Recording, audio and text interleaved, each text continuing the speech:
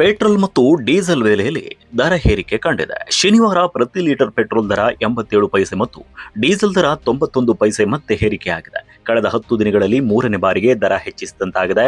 ಪಶ್ಚಿಮ ಏಷ್ಯಾ ಸಂಘರ್ಷದಿಂದಾಗಿ ಜಾಗತಿಕ ಮಾರುಕಟ್ಟೆಯಲ್ಲಿ ಕಚ್ಚಾ ತೈಲದ ಬೆಲೆ ಹೆಚ್ಚಳ ಕಂಡಿದೆ. ಉತ್ಪಾದನಾ ವೆಚ್ಚ ಏರಿಕೆಯಿಂದ ಸರ್ಕಾರಿ ತೈಲ ಕಂಪನಿಗಳು ನಷ್ಟ ಅನುಭವಿಸುತ್ತಾ ಇರುವ ಕಾರಣ ದರ ಪರಿಷ್ಕರಣೆ ಮಾಡಲಾಗಿದೆ ಅಂತ ಈ ಸಂದರ್ಭದಲ್ಲಿ ವರದಿಯಾಗಿದೆ. ಈ ಕುರಿತು ಪಾವಗಡ ತಾಲೂಕಿನಲ್ಲಿ ಪೆಟ್ರೋಲ್ ಡೀಸೆಲ್ ಸಿಗ್ತಾ ಇಲ್ಲ ಬೆಲೆ ಏರಿಕೆಯಿಂದ ಅಂತ ಸಾರ್ವಜನಿಕರು ಮತ್ತೆ ವಾಹನ ಮಾಲೀಕರು ಸವಾರರು ಆತಂಕವನ್ನ ವ್ಯಕ್ತಪಡಿಸುತ್ತಿದ್ದಾರೆ.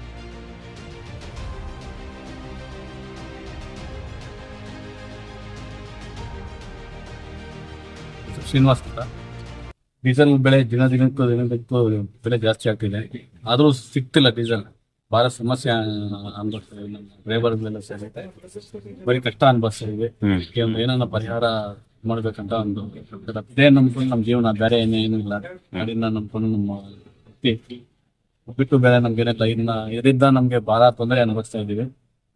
ಸಂಸ್ಥೆಯು ಮಾಡಿದ್ದಲ್ಲ, ಇದು ಜಾಗತಿಕ ವಿದ್ಯಮಾನ. ಅದನ್ನು ಬಿಟ್ಟ ಹಾಗೆ ಈಗ ಪೆಟ್ರೋಲ್ ಬಂಕ್ಗಳಲ್ಲಿ ಸಿಗ್ತಾ ಇಲ್ಲ ಅಂತಕ್ಕಂಥದ್ದು ಪ್ಯೂರ್ಲಿ ವದಂತಿ. ಅದು ಎಲ್ಲ ಪೆಟ್ರೋಲ್ ಬಂಕ್ಗಳಲ್ಲೂ ಸಹ ಸಪ್ಲೈ ಅಂದರೆ ಸರಬರಾಜು ನಮ್ಮ ಸಾರ್ವಜನಿಕ ಸಂಸ್ಥೆಗಳಿಂದ, ಅಂದರೆ ಸಾರ್ವಜನಿಕ ವಲಯ ಅಂತ ಹೇಳಿದ್ರೆ ಕೇಂದ್ರ ಸರ್ಕಾರದ ಅಡಿಯಲ್ಲಿ ಕೆಲಸ ಮಾಡ್ತಕ್ಕಂಥದ್ದು ಇಂಡಿಯನ್ ಆಯಿಲ್ ಆಗಲಿ, ಭಾರತ್ ಪೆಟ್ರೋಲಿಯಂ ಆಗಲಿ, ಹಿಂದೂಸ್ತಾನ್ ಪೆಟ್ರೋಲಿಯಂ ಆಗಲಿ, MRPL ಆಗಲಿ, ಇವೆಲ್ಲ ಸಾರ್ವಜನಿಕ ವಲಯದಲ್ಲಿ ಕೆಳಗಡೆ ಬರ್ತದೆ. ಇನ್ನೂ ಒಂದು 15-20 ದಿವಸಗಳಲ್ಲಿ ಇನ್ನೂ 2-3 ಬಾರಿ ಮತ್ತೆ ಪರಿಷ್ಕರಣೆ ಆಗ್ತಕ್ಕಂಥ ಎಲ್ಲ ಸೂಚನೆಗಳು ನಮ್ಗೆ ಕಾಣಿಸ್ತಾ ಇದೆ. ಇನ್ನು ನನಗೆ ಇನ್ನೊಂದು ಎಚ್ಚರವಾಗಿರ್ತಕ್ಕಂಥ ವಿಚಾರ ಏನು ಅಂದರೆ, ಸರ್ಕಾರ ಭಾಳ ಎಚ್ಚರದಲ್ಲಿದ್ದುಕೊಂಡು ಈ ಸರ್ಕಾರಿ ಸ್ವಾಮ್ಯದ ತೈಲ ಕಂಪನಿಗಳೇನಿದೆ ಅವರ ಮೂಲ ವಿತರಕರಿದ್ದಾರಲ್ಲ, ಡಿಸ್ಟ್ರಿಬ್ಯೂಟರ್ಸ್ ಅಂತ, ಪೆಟ್ರೋಲಿಯಂ ಡೀಲರ್ಸ್ ಅಂತ ಏನು ಕರಿತೀವಿ. ಸುಮಾರು ನಮ್ಮ ದೇಶದಲ್ಲಿ 1 ಲಕ್ಷ ಚಿಲ್ಲರೆ ಪೆಟ್ರೋಲ್ ಬಂಕ್ಗಳಿವೆ. ಅದರಲ್ಲಿ ಒಂದು 20,000 ಖಾಸಗಿ ಅಂದರೆ ಮಿಕ್ಕಿದ್ದೆಲ್ಲ ಸರ್ಕಾರಿ ಸ್ವಾಮ್ಯದವರು. ಅವರೂ ಸಹ ದುಡ್ಡು ಮಾಡೋಕ್ಕೆ ಅನುವಾಗದೇ ಇರೋ ರೀತಿಯಲ್ಲಿ ವಿತರಣಾ ವ್ಯವಸ್ಥೆ ಇದೆ.